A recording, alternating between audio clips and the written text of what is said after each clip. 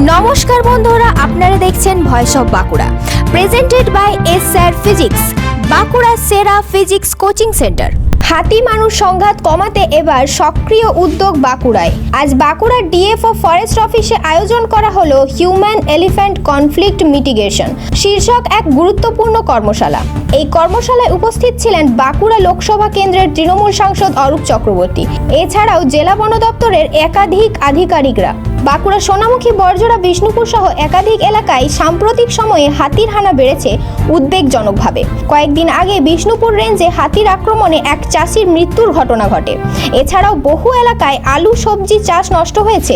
গ্রামের মাটির বাড়ি ও শস্যের ব্যাপক ক্ষতির অভিযোগও উঠেছে। এই পরিস্থিতিতে মানুষ ও হাতির সংঘাত কিভাবে কমানো যায়, গ্রামবাসীদের নিরাপত্তা নিশ্চিত করার পাশাপাশি হাতিদেরও কিভাবে সুরক্ষায় রাখা যায় তা নিয়েই বিস্তারিত আলোচনা হয় এই কর্মশালায়। বন দপ্তরের পক্ষ থেকে জানানো হয় আগাম সতর্কতা, দ্রুত তথ্য আদান প্রদান, গ্রামের সচেতনতা বৃদ্ধি এবং বৈজ্ঞানিক পদ্ধতিতে হাতির গতিবিধি নজরদারির উপর জোর দেওয়া হচ্ছে। সাংসদ অরূপ চক্রবর্তী বলেন, মানুষের জীবন ও জীবিকা রক্ষা যেমন জরুরি, তেমনি বনজ সম্পদ ও বন্য প্রাণী সংরক্ষণও সমান গুরুত্বপূর্ণ।